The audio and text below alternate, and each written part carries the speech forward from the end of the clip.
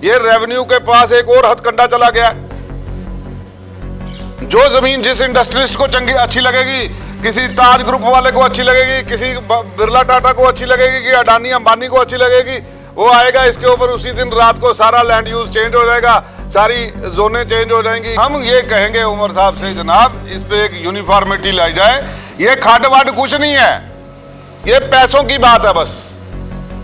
ये गरीब लोगों के जिनके मकान अलाट हुए थे छन्नी हिम्मत के अंदर, वो खाट एरिया में आते हैं, वो नक्शे पास नहीं होते हैं। मुद्दे हैं वो ये है, पुलिस को माइनिंग से कोई नहीं लेना देना, माइनिंग के लिए माइनिंग का डिपार्टमेंट है, वो देख लेगा। लेकिन पुलिस पैसे में लगी हुई है माइनिंग के साथ, इसलिए वो माइनिंग माफिया को मदद करती है ट्रैक्टर ट्राली को पकड़ के। अब तो सरकार बन गई है ना। तो सरकार बन गई है, सरकार भी तो पुलिस किसके हाथ में है, इसीलिए तो स्टेटहुड मांगी जा रही है। नमस्कार, मैं हूं ललित खजूरिया। इन दिनों विधानसभा सत्र चल रहा है और असेंबली में जनता से जुड़े मुद्दे भी उठाए जा रहे हैं। अब भारतीय जनता पार्टी ने भी एक सवाल किया, जो ज़मीन को लेकर किया, गैर मुमकिन खर्च को लेकर किया, CLU को लेकर किया, और ये कहा कि ये जो CLU है ये उगाही करने का एक नया तरीका आ गया है। आम पब्लिक उससे काफ़ी जो है वो परेशान हो रही है।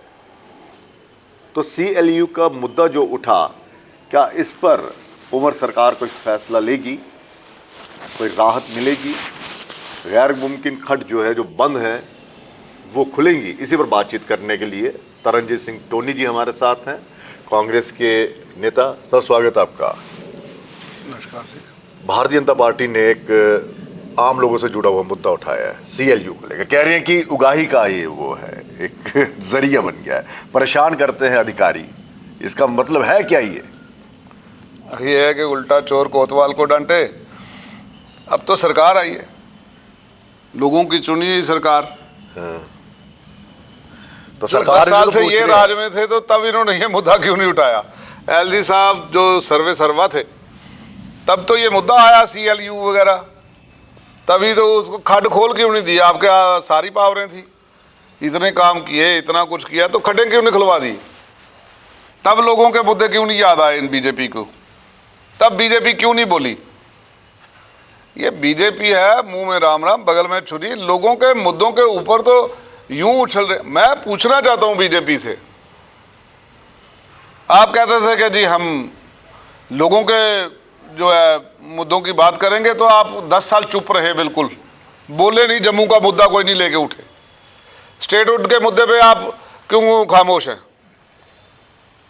क्या वो तिरस्कार नहीं है महाराजा हरि सिंह का, जो सबसे बड़ा तिरस्कार आपने किया हिंदुस्तान पूरे में? इस जम्मू कश्मीर की रियासत को सर का ताज कहे जाने वाली हिंदुस्तान की रियासत, महाराजा हरि सिंह द्वारा सजाई गई ये रियासत, जब उसका आपने तिरस्कार कर दिया, तब आपको तिरस्कार नजर नहीं आया? मैं किसी भी बात पे और नहीं जाना चाहता, लेकिन बीजेपी सिर्फ जो है उछल कूद कर रही है, वहां पे लोगों के मुद्दे हल नहीं कर रही है। अब मैं आपको बताता हूं, लोगों का मुद्दा है ये लॉ ऑफ द लैंड कहता है। मैं बात हूं उस पर, बीजेपी ने तुम ना हल करने ये मुद्दे। अब मैं कह रहा हूं उमर सरकार ने करने, उन्होंने साफ कहा कि इसको आप कुछ इसको देखिए, क्या वाकई ये उगाही का एक जरिया है क्या? क्यों नहीं जनाब? एक गरीब के फार्मर जो है वो जब इसके उससे कागज ही नहीं पूरे होंगे, लैंड जो जिसकी इतनी फॉर्मेलिटीज लगा दी जाएंगी, ये रेवेन्यू के पास एक और हथकंडा चला गया।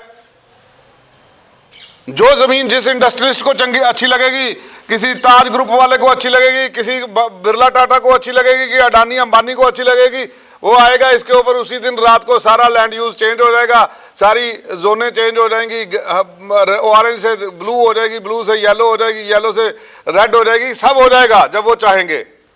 सिर्फ गरीब की नहीं होगी, सिर्फ गरीब की नहीं होगी। और ये मैं समझता हूं एक बहुत बड़ा भेदभाव है। जितनी रिंग रोड के जो किसान हैं, फार्मर हैं, आज वो बेचारे कह रहे हैं कि सड़क पे जमीन आने का फायदा ही कोई नहीं है। लेकिन अब तो आपको खुश होना चाहिए कि बीजेपी ने मुद्दा उठा दिया असेंबली में। तो मैं तो कहता हूं पहले कहां इनके मुंह में कौन सा सांप सूंघ गया था कि पहले क्यों नहीं बोले थे ये लोग? पहले आज तो बोले। आपको क्या लगता है? भैया एलजी प्रशासन किसका प्रशासन था? बीजेपी का। दिल्ली में कौन बैठा था? बीजेपी। तो क्यों नहीं हल कर दिया ललित जी? ये क्या लगता है आपको? ये यूं ही बस बराए नाम, बस कोई और मुद्दा नहीं है तो ये जला दो। लेकिन हम ये कहेंगे उमर साहब से, जनाब इस पे एक यूनिफॉर्मिटी लाई जाए। ये खाट वाट कुछ नहीं है, ये पैसों की बात है बस। ये गरीब लोगों के जिनके मकान अलाट हुए थे छन्नी हिम्मत के अंदर, वो खाड एरिया में आते हैं, वो नक्शे पास नहीं होते हैं। आधी छन्नियां बनी हुई है, आधी बनी नहीं हुई। आधे ग्रेटर क्लास बना हुआ है, आधा ग्रेटर क्लास बन नहीं सकता क्योंकि आधों में खाड लिख दिया हुआ है, जबकि तो वो पूरी खाड थी। आपने एक कानून चलाया ना हिंदुस्तान के अंदर, आपने एम्स सारा खड्ड के अंदर, तभी पूरी बसंतर घेर के बनाया, तब खड्ड नजर नहीं आई। खड्ड का मतलब है जहां से पानी बह रहा है वो खड्ड है। वहां गवर्नमेंट को लगा कि भाई हमारे बननी है, वो सारी खड्ड सब कुछ चेंज हो गया।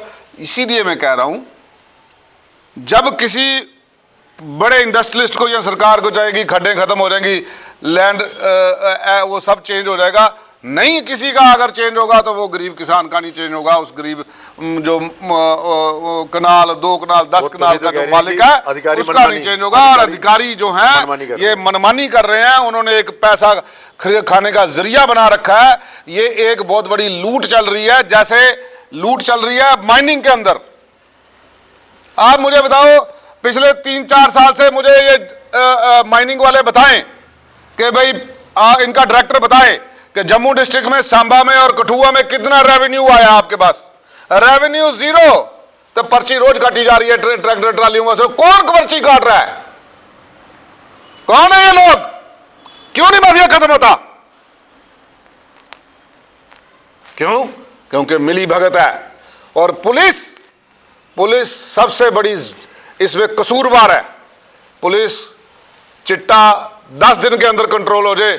डीजी साहब हम आपसे दरख्वास्त करेंगे, आप थाना दिवस जितने मर्जी मनाएं, लेकिन जब तक आप लोगों को नहीं बुलाएंगे लोगों के मुद्दे उठाने के लिए, वहां पे चंद आपके जो अफसरों के चमचागिरी करने वाले लोगों को बुलाया जाएगा, या और 4 लोगों को बुला के जो बिजनेसमैन होंगे उनको बुला लिया जाएगा। उनको बुला के काम नहीं होगा। जो मुद्दे हैं वो ये है, पुलिस को माइनिंग से कोई नहीं लेना देना। माइनिंग के लिए माइनिंग का डिपार्टमेंट है, वो देख लेगा, लेकिन पुलिस पैसे में लगी हुई है माइनिंग के साथ, इसलिए वो माइनिंग माफिया को मदद करती है ट्रैक्टर ट्राली को पकड़ के। अब तो सरकार बन गई है ना। तो सरकार बन गई है, सरकार भी तो पुलिस किसके हाथ में है?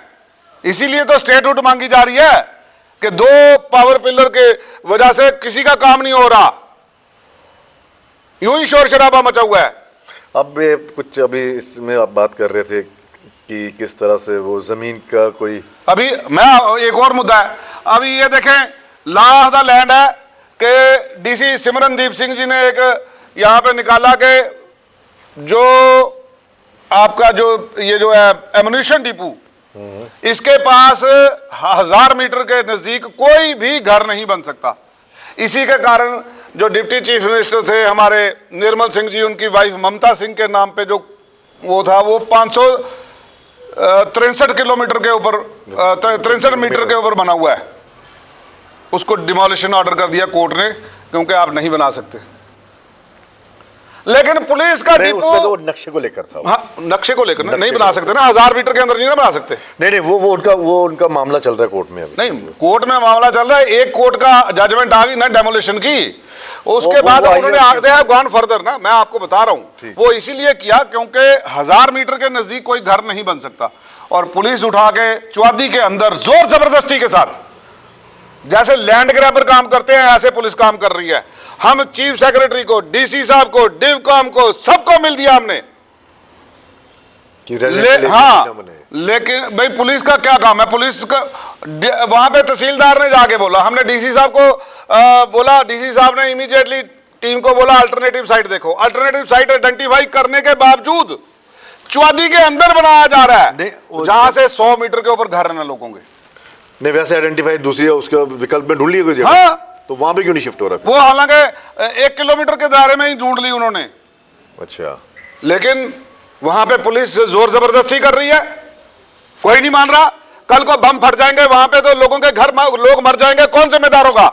जम्मू कश्मीर पुलिस जिम्मेदार होगी। आपने लिखित में दिया कोई? हमने लिखित में चीफ सेक्रेटरी को दिया, चीफ सेक्रेटरी साहब ने मार करके डिवकॉम को दिया, डीसी साहब ने कहा, तहसीलदार साहब ने कहा, उन्होंने मना करने के बावजूद पुलिस ने काम लगाया हुआ है। मतलब पुलिस किसी को नहीं मान रहे वो। ठीक। और जबकि ये बनेगा नहीं, मैं ये चैलेंज करता हूं, क्योंकि law of the land will prevail. सरकार के अधिकार में आता है कुछ कुछ रोक सकेंगे सरकार? ये चीजें पुलिस जो है, अब मैं वही कह रहा हूं ना, पुलिस सरकार के अंडर नहीं है, पुलिस सेंटर के अधीन है। वो समझते हैं हमको अब कोई पूछ नहीं सकता, मतलब बेलगाम घोड़े की तरह। पुलिस को तो एलजी संभाल लेंगे। मैं कह रहा हूं, मैं वही कह रहा हूं, इवन ब्यूरोक्रेट जो हैं बड़े, वो भी ये समझते हैं कि ये सरकार हमारा कुछ नहीं कर सकती, हमारी ट्रांसफर तो किसी और ने करनी है, हमको इनकी बात मान के क्या लेना है। इसीलिए मैं कह रहा हूं कि ये डबल पावर सेंटर जो है, अच्छा, मतलब ये लोगों का भला नहीं होने देगी। अच्छा, इन बड़े बड़े अधिकारी को नहीं पता कि हमारा बॉस कौन है। हाँ, वो कह रहे हैं कि एलजी के, हम एलजी की माने या इनकी माने? नहीं, वो एलजी की ही मानेंगे। अच्छा, क्योंकि transfer at the end of the day LG साहब ने करनी है। लेकिन ये कोई ये नहीं है, हम मनोज सिन्हा की बात नहीं कर रहे हैं। नहीं। कल को इनके बाद कोई एलजी आएगा, वो भी पावर वहीं पे ट्रांसफर हो जाएगी, तो फिर लोगों को चुनने का क्या फायदा होगा? तो इसीलिए मांग कर रहे हैं कि स्टेटहुड का दर्जा दिया जाए, ताकि हमारे लोगों का मुद्दा हम खुद हल कर सकें। नहीं तो अगर आप क्या समझते हो कि ये जो एमुनिशन डिपो चल रहा है, अगर सरकार के अधीन पुलिस होती तो दूसरे दिन रुक न जाती? एसएसपी साहब को बोला, डीएसपी के साथ लोग गए, डीसी साहब के पास लोग जाके आए, डीसी साहब ने प्रॉम्प्टली एक्शन किया, उसी वक्त तहसीलदार लगाया, काम बंद किया। वहां पे लोगों के पीने के पानी की पाइपें उखाड़ दी हैं, पिछले 20 दिन से पानी, 25 दिन से पानी नहीं है। डीसी साहब ने वो काम बंद करवा दिया। बिल्कुल, उनका कहने के मुताबिक, डीसी साहब के कहने के मुताबिक तहसीलदार ने मौके पे जाके काम बंद करा के और वहां पे जाके दूसरा साइट आइडेंटिफाई कर ली, उसके बावजूद काम लगा रही है पुलिस। पुलिस का काम चला रही है, तो ये सरकारी काम है, तो कौन करवा रहा है फिर ये? मैं वही कह रहा हूं, किसके पास जाएंगे? अब एक दिन लोगों को निकलना पड़ेगा बाहर, और हम जाएंगे, प्रदर्शन करेंगे, लेकिन ऐसे लोगों की जान माल से खेलने नहीं देंगे। ये गैर मुमकिन खड्ड आपको लगता है कि गैर मुमकिन खड्ड जो है, ये बेसिकली गैर जरूरी चीज है, ये गैर जरूरी चीज है। यहाँ पे मैं ये समझता हूं कि मैं चीफ मिनिस्टर साहब से कहूंगा, आप जनाब 2 तरह की जमीनें बना दें, एक बिकने वाली, एक नहीं बिकने वाली, बस। अच्छा। एक सरकारी, एक बाकी ये गैर मुमकिन कुछ नहीं है जनाब, ये गैर मुमकिन है, पैसा मुमकिन कर देता है इसको, बस। ये गैर उतनी देर तक है जितनी देर तक पैसा नहीं है, ये फिर गैर हट जाता है, फिर मुमकिन हो जाता है। तो इसलिए मतलब पैसे के जरिए सब कुछ मुमकिन। बिल्कुल, ये रेवेन्यू का एक पैसा खाने का बहाना है। और मैं समझता हूं कि रेवेन्यू के जितने भी हैं, मैं एलजी साहब से भी कहूंगा, रेवेन्यू महकमे के अंदर एक ओवरऑलिंग की जरूरत है, कमिश्नर सेक्रेटरी तक लेके सबको हटा के नए लगाए जाएं, नए लोग आए, नई ऊर्जा आए उसमें, नए कोई सिक माइंड जो है वो वहां से निकाले जाएं। लेकिन इतना खुश क्यों ना आप कि बीजेपी ने उठा लिया मुद्दा? बीजेपी ने तो क्रिएट किया जनाब ये मुद्दा। अच्छा। जब ये यहाँ पे वो कर सकते थे इस असेंबली के बगैर, ये एक सिंगल स्ट्रोक ऑफ पेन से एलजी साहब कर सकते थे, तब किया नहीं, तब शोर नहीं डाला। अब वो लगे हैं शोर डालने, उनको पता है इनके पास पावर ही नहीं है, तभी तो शोर डाल रहे हैं। अच्छा, मतलब इम्तिहान ले रहे हैं। चलिए, बहुत बहुत शुक्रिया। तो उमर साहब का इम्तिहान है, लेकिन सवाल फिर वही कि जब ये एलजी साहब ने लाया, एलजी साहब के कार्यकाल में ये हट सकता था, तब भारतीय जनता पार्टी जो थी वो कहाँ सोई हुई थी। और हालांकि इसकी नाइटू ने भी कहा कि ये तो आप ही के द्वारा 2022 में ये लाया गया, हमारी तो सरकार भी नहीं थी। लेकिन सवाल ये है कि क्या वाकई भारतीय जनता पार्टी ईमानदारी से इन मुद्दों को उठा रही है या फिर फॉर्मेलिटी कर रही है? वो फॉर्मेलिटीज ना फॉर्मेलिटी कर रही है। और बाकी हम सीएम साहब से अपील करेंगे कि जनाब, लोगों की बड़ी उम्मीदें हैं, ये उड़ा दें, गैर मुमकिन उड़ा दें, कुछ नहीं है गैर मुमकिन, पैसा तो खाने मुमकिन का कर दें, यार, मुमकिन कर दें इसको। चलिए, बस। बहुत बहुत शुक्रिया। शुक्रिया।